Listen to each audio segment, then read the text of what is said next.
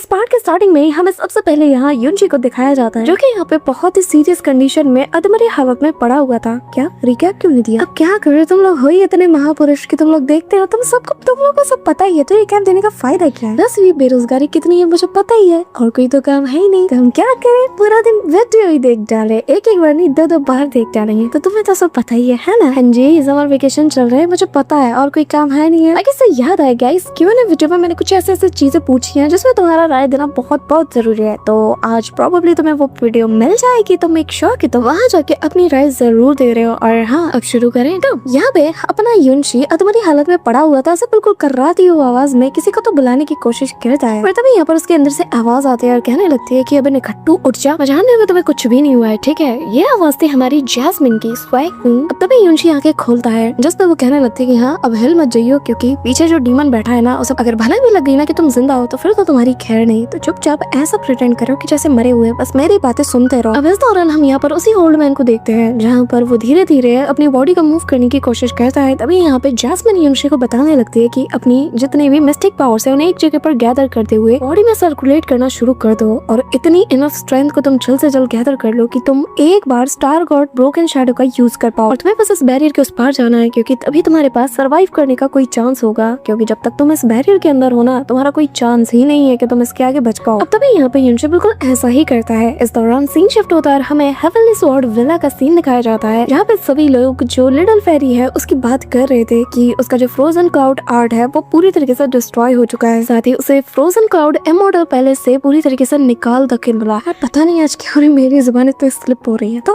उसे यहाँ से एक्सपेल कर दिया था। फिर इस बात की खबर जो लिंग यूफेंग की वाइफ थी ना, उसे पता चल जाती है और वो बहुत ही ज्यादा खुश होती हुई कहने लगती है कि क्या बात है, उसके साथ ऐसा ही होना चाहिए था, ऐसी औरत का और क्या अंजाम होगा, एक बार बस वो चुड़ैल मेरे हाथ में लग जाए, फिर वो और उसके अंदर पल रही उस जान को, दोनों को मैं मिटा कर रख दूंगी। मेरे हस्बैंड को छीनने आई थी ना। अब उसकी बात सुनकर एल्डर कहने लगते हैं कि तुम जोश में होश मत खो, भले ही उसने अपनी जो क्लाउड आर्ट है उसे पूरी तरीके से गवा दिया हो, लेकिन वो अभी भी मिस्टिक पावर में किंग लेवल पे है। तुम अगर उसके पास गई ना तो तुम्हें वो एक चुटकी में निपटा के रख देगी, तो बेहतर यही होगा कि चुपचाप यही रहो। जिस पे वो कहती है कि क्या आप ये कहना चाहते हैं कि मैं ऐसे ही उसे जिंदा छोड़ दूं? हाँ, उसने जो किया है उसके बाद भी आप मुझसे ये कह रहे हो? जिस पे एल्डर अपने पास से एक जे ट्रांसमिशंस को बाहर निकालते हुए कहने लगता है कि लिंग दू अभी के अभी मेरे पास आओ। यहाँ पे हेवनली स्वॉर्ड विला में इन्होंने अपने दिग्गजों को बुलाना शुरू कर दिया था। वहीं दूसरी तरफ सीन शिफ्ट होता है, अब जहाँ हम देखते हैं कि युनशी ने इनफ पावर को गैदर कर लिया था और अब वो स्टार गॉड्स ब्रोकन शैडो का यूज कर देता है ताकि वो यहाँ से एस्केप कर पाए। लेकिन वो ओल्ड मैन भी ना अपना एक क्लॉ अटैक उसके ऊपर करके उसे वहीं पे रोक लेता है। जोर जोर से हंसते हुए कहने लगता है कि मैंने तुम्हें इतना बड़ा जख्म दिया, लेकिन फिर भी 8 दिनों से तुम सर्वाइव कर गए, तुम फिर भी मुझे ट्रिक करने की कोशिश कर रहे हो। कितने बड़े वाले बेवकूफ हो यार, ऐसा मानना पड़ेगा। इन हेवनली स्वॉर्ड रीजन के जो बाकी के लोग है ना, इन लोगों से तो तुम काफी ज्यादा पोटेंशियल वाले हो जो कि इस हद तक सर्वाइव कर पाए, वरना अगर वो चिरकुट यहाँ पे होते ना तो वो कब के मारे जाते। अब ये सुनते साथ ही युनशी कहने लगता है कि डीमन, मैं तेरे हाथों में यहाँ मरने नहीं वाला, अब बस तू देखता जा कि मैं क्या करता हूँ। अब तभी युनशी अपने पास से पर्पल वेन्ड हेवनली क्रिस्टल को बाहर निकालता है। It is what it is. अगर ज्यादा कुछ जाना है तो प्रीवियस वीडियोस चेक कर लो। ओए होए, यहाँ पे युनशी जैसे ही इसे अपने बॉडी के अंदर से इंसर्ट करता है ना, तो यहाँ इसकी टेढ़ी मेढ़ी जो हड्डी आती है एकदम से सीधी हो जाती है। इवन कि इसके जो चरमराए हुए घुटने थे, इनकी हालत भी पहले से ज्यादा अच्छी हो जाती है। मतलब कितनी बुरी हालत हो चुकी थी यार। ये देखते साथ ही वो जो डीमन था वो कहने लगता है कि अच्छा तो तुम्हें मेडिसिन आर्ट्स भी आता है, क्या बात है, पर इसका कोई फायदा नहीं होने वाला, क्योंकि पता है ये जो पूरी जगह है ना, ये श्यांग त्यान स्वॉर्ड से सील की गई है, जिसका मतलब तुम और मैं अगले 20 साल के लिए ना यहाँ पर एक ही थाली के चट्टे बट्टे हैं। जब तक 20 साल नहीं आते तब तक या तो तुम मेरी बात मान लो या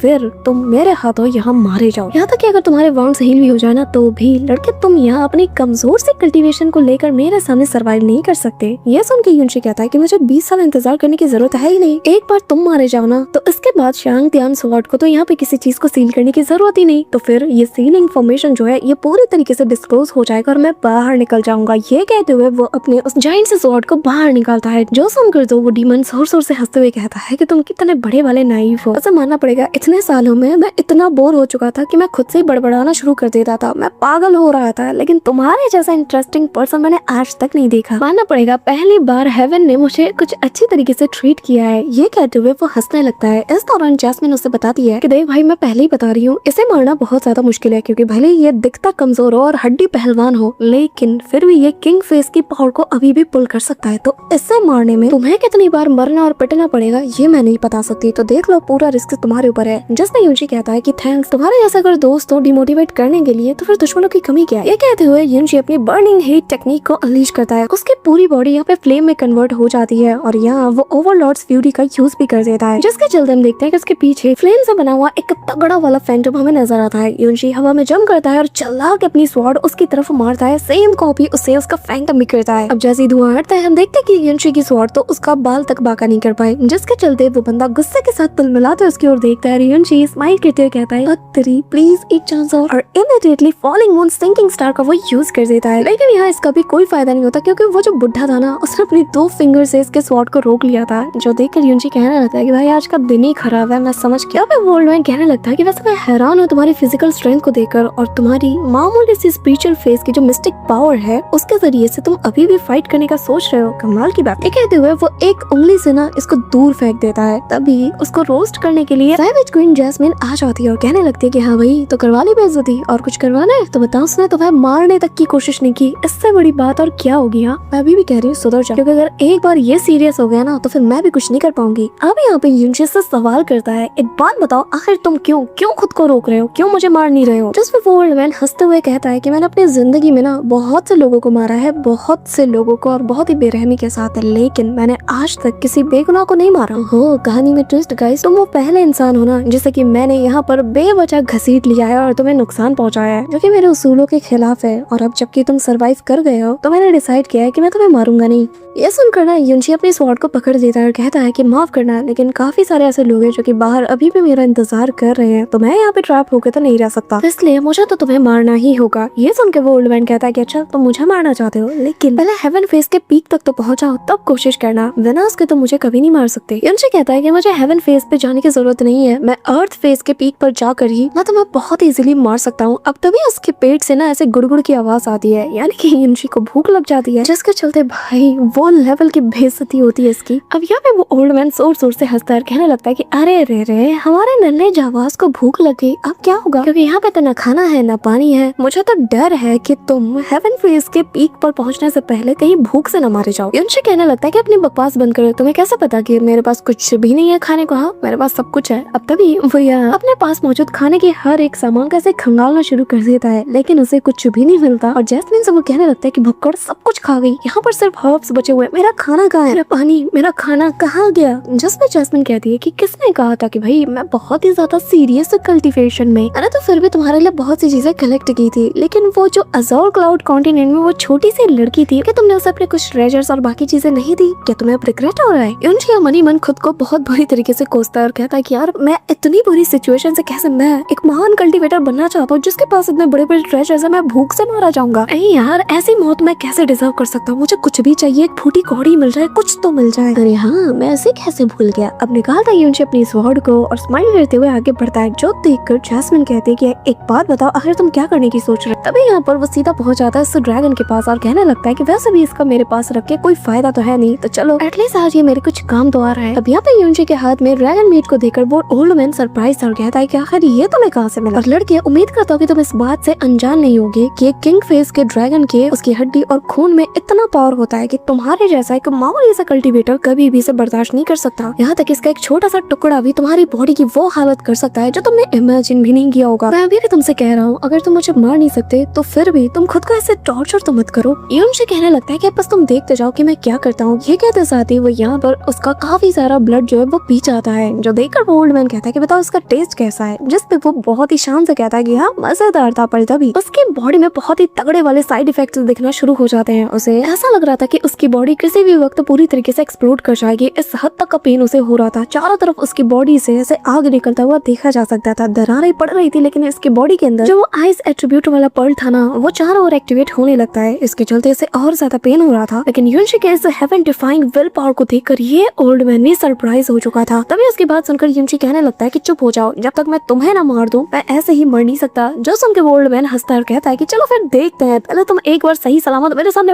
वापस तो आ जाओ। युनशी अपने बॉडी के चारों ओर मिस्टिक आर्ट को सर्कुलेट करना शुरू कर देता है, जो देखते साथ ही वो ओल्ड मैन भी हैरान था, जिससे युनशी की बॉडी भी अब धीरे धीरे शांत होने लगती है। और तभी युनशी अपने पैरों के बल खड़ा हो जाता है और तभी हमें the great way of the Buddha raise gods legacy का सीन दिखाया जाता है, जहाँ उसके ऊपर वही गोल्डन बल हम देख पाते हैं। और ये चीज इसलिए हो पाई क्योंकि युनची अपनी विल पावर को यूज कर रहा है अपनी लाइफ को सस्टेन करने के लिए, यानी कि इविल गॉड की जो ब्लड लाइन की पावर है वो ड्रैगन ब्लड को रिफाइन करने के लिए यूज कर रहा है और the great way of Buddha को यूज कर रहा है अपनी बॉडी को रिस्टोर करने के लिए। यहाँ पे ये सारी चीजें जैस्मिन हमें बता रही थी। तभी हम देखते हैं कि फाइनली युनची इसे रिफाइन कर लेता है, यानी कि इसे इंडोर कर लेता है और जिसके चलते वो ब्रेक थ्रू भी कर जाता है, जो देखते साथ ही इस ओल्ड मैन के तो होश उड़ चुके थे। अब युनची भी इस ब्लड की पावर को देखकर हैरान था और कहने लगता है कि जैसा मैंने इसके बारे में सुना था इसने बिल्कुल वैसा ही काम किया और फिर वो इसे खाना शुरू कर देता है और ऐसे ही सेम प्रोसेस वापस से शुरू हो जाता है। वापस से वो उसे इंडोर कर लेता है। ये देखकर ओल्ड मैन कहने लगता है कि अब तो मुझे भी थोड़ी चिंता हो रही है कि शायद ये लड़का मुझे मार सकता है। इसी के साथ सीन शिफ्ट होता है और हमें रिपेंटेंस क्लिफ का सीन दिखाया जाता है, जहाँ पर की शाओली और जो शाओलिंगशी है दोनों मौजूद थे और यहाँ इन दोनों को बेसिकली युनची की ही फिक्र हो रही थी। तभी सीन शिफ्ट होता है और हमें मिस किंगयू का सीन दिखाया जाता है, जो कि अपनी कल्टीवेशन को स्टेबल करने में लगी हुई थी और यहाँ बीच बीच में अभी भी उसे तकलीफ हो रही थी और युनची का ख्याल उसे भी आता है। तभी हमें प्रिंसेस कांगयू का सीन दिखाया जाता है, जहाँ पर उसे अभी भी युनची के इल्यूजन्स आ रहे थे कि जैसे पीछे से वो आवाज देता है और उसकी आवाज सुन के वो उसे चारों ओर ढूंढने लगती है, लेकिन जब पीछे मुड़ती है तो उसे कोई नहीं मिलता। ये देखकर इसका दिल और ज्यादा उदास हो जाता है और पूरे के पूरे इस मोन एम्बैरेसिंग पैलेस, जो कि ब्लू वाइंड इंपीरियल पैलेस का हिस्सा है, उसे यहाँ पर हर जगह बस युनची के इल्यूजन्स नजर आते हैं। अब तभी स्नो क्लिफ का सीन दिखाया जाता है, जहाँ पर लिटिल फेरी मौजूद थी और जो कि यहाँ से काफी दूर निकल चुकी थी। रास्ते में वो भी युनची का ख्याल करती हुए जा रही थी, पर तभी उसे कुछ फील होता है। हम देखते हैं कि एक उड़ता हुआ स्वॉर्ड आता है और उसके ऊपर हमला कर देता है, जिससे वो बहुत इजीली डॉज कर जाती है और तभी यहाँ पे वो बंदा आ जाता है जो कि स्वॉर्ड को चला रहा था और आते साथ ही वो उनके ऊपर वापस से हमला कर देता है। बेसिकली ये बंदा आते साथ ही अपनी मिस्टिक पावर का यूज करते हुए मिस लिटिल फेरी के ऊपर हमला कर देता है, जैसे कि वो ब्लॉक कर लेती है और ये वही लोग हैं जैसे कि काम दिया गया था लिटिल फेरी को पूरी तरीके से असैसिनेट करने का। अब जैसा कि हम जानते हैं कि लिटिल फेरी ऑलरेडी बहुत ज्यादा इंजर्ड है, तो वो इस इम्पैक्ट के चलते काफी दूर जा गिरती है और उससे तो बस अपने बच्चे की फिक्र हो रही थी। इस दौरान ये जो असैसिन था वो उसे देखकर हंसने लगता है। इस दौरान इसका जो दूसरा साथी था ना वो भी यहाँ पे आ जाता है। इन दोनों को देखते साथ ही लिटिल फेरी कहने लगती है कि आखिर तुम दोनों हो कौन, किसने तुम्हें यहाँ भेजा है। अब तभी उनमें से एक मास्टरमैन कहने लगता है कि फेरीचू, असल में तुमने ना किसी ऐसे पर्सन को ऑफेंड किया है जैसा कि तुम्हें ऑफेंड नहीं करना चाहिए था और अब उसी की वजह से ना तुम्हारी जान खतरे में आ गई है और मुझे डर है कि तुम यहाँ से सिंगल पीस तो घर नहीं जा सकती। ये कहते हुए दोनों उसके ऊपर टूट पड़ते हैं। अब यहाँ फेरीचू यानी कि लिटिल फेरी यहाँ से भागने लगती है और दूर जाकर इनके ऊपर हमला कर देती है, लेकिन वो बंदा भी उस स्वॉर्ड से उस अटैक को काउंटर कर लेता है। अब यहाँ पे वो दौड़ते दौड़ते एक चट्टान के बिल्कुल करीब पहुंच जाती है और आगे खाई थी, जिसके चलते उसे यहाँ पे रुकना पड़ता है और अब उसके पास भागने के लिए कोई भी जगह नहीं था। तभी यहाँ पर उनमें से जो मास्टरमैन था वो हवा में जंप करते हुए अपनी स्वॉर्ड सीधा उसके ऊपर दे मारता है, जिससे उसके फेस के ऊपर जो हाफ वेल लगा हुआ था ना वो कट जाता है और वो ये देखते साथ ही डर जाती है क्योंकि अब उसे यहाँ बचाने वाला कोई नहीं। तभी सीन शिफ्ट होता है और हमें कहानी 6 महीने के बाद की सीधा दिखाई जाती है और उसी सील्ड पैलेस का हमें सीन दिखाया जाता है, जहाँ पर कि इस वक्त युनची कैद था। इस दौरान 6 महीने में युनची लगातार प्रैक्टिस करते हुए अपनी कल्टीवेशन को स्ट्रेंथन करने में लग जाता है और फाइनली 6 महीने की इतनी कड़ी मेहनत के बाद वो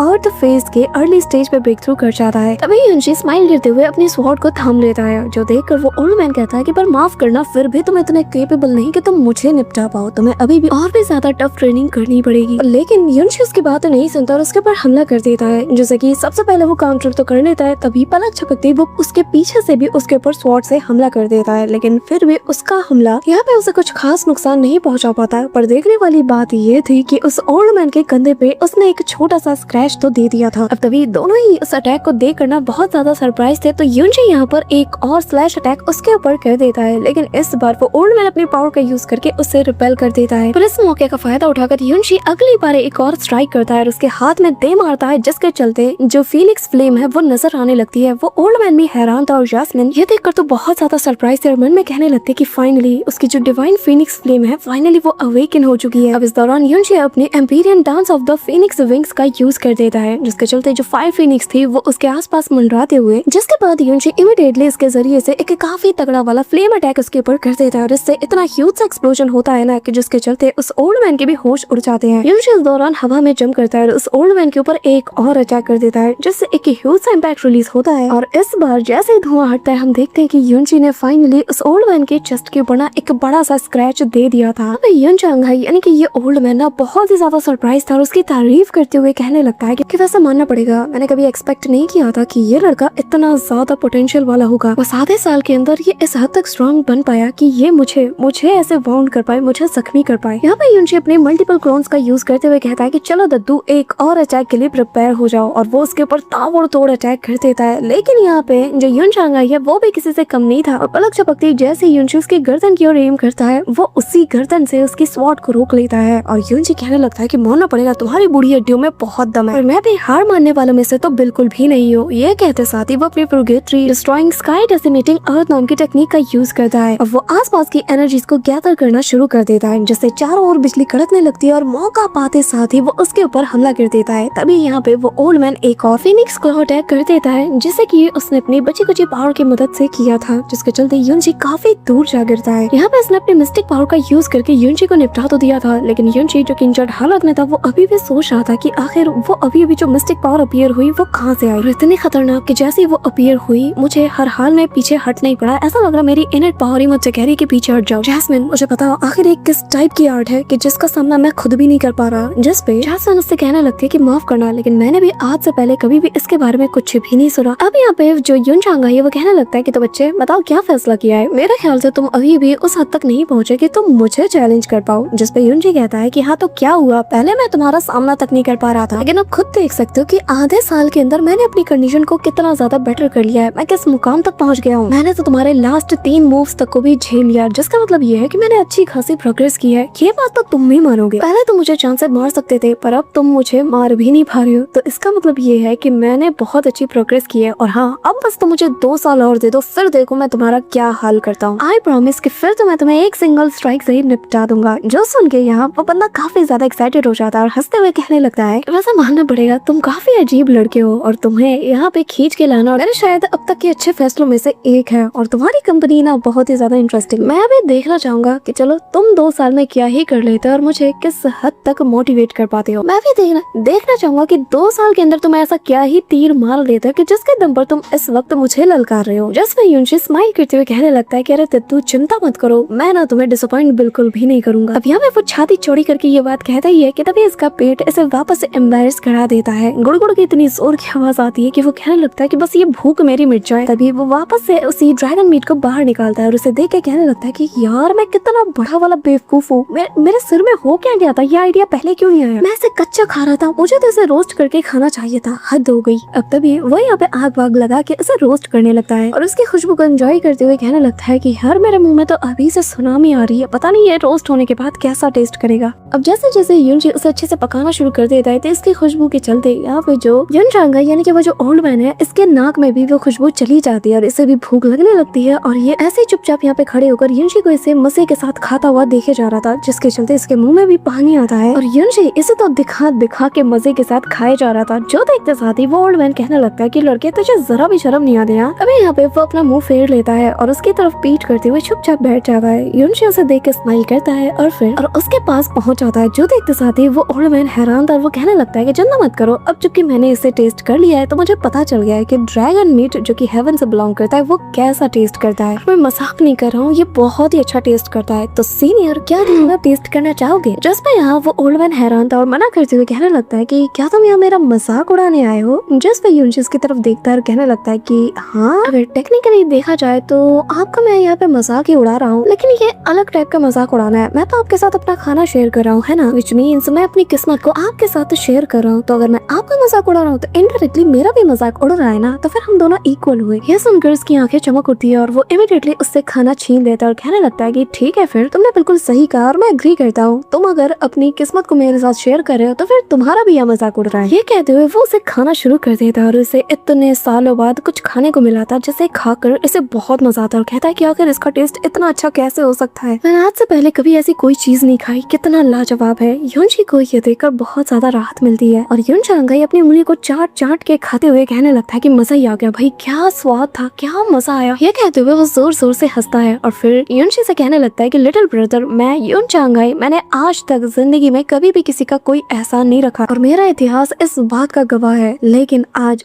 मैं तुम्हारी इस काइंडनेस को ना मैं अपनी पूरी जिंदगी में नहीं भूलने वाला, मैं मरते दम तक इसे याद रखूंगा, तुम्हारी इस काइंडनेस को। अब यहाँ युनशी हैरान था और कहने लगता है कि सीनियर क्या आपका सरनेम भी युन है। और बस ऐसे कमाल के मोमेंट के साथ हमारा आज का ये एपिसोड यहीं पे एंड होता है। अब इसके नेक्स्ट एपिसोड में काफी मजा आने वाला है क्योंकि फाइनली युनजी को युन चांगई के बैकग्राउंड और उसकी पूरी स्टोरी के बारे में पता चलने वाला है। और जो भी नॉवल फैंस है यहाँ पे यार कुछ भी स्पॉइल मत करना। मैं भी किससे कह रही हूँ यार, खैर तुम लोगों ने तो ऑलरेडी स्पॉइल कर ही दिया है, बट यार फिर भी नेक्स्ट एपिसोड में बहुत मजा आएगा। और इससे पहले गाइस मेक श्योर कि तुम वीडियो को लाइक करके चैनल को सब्सक्राइब जरूर कर रहे हो। तो मिलती हूँ मैं तुमसे नई कहानी नए किरदार के साथ और प्रोबेबली ट्रेलर ट्रांसफॉर्मेशन के एपिसोड के साथ। तो तब तक के लिए बाय।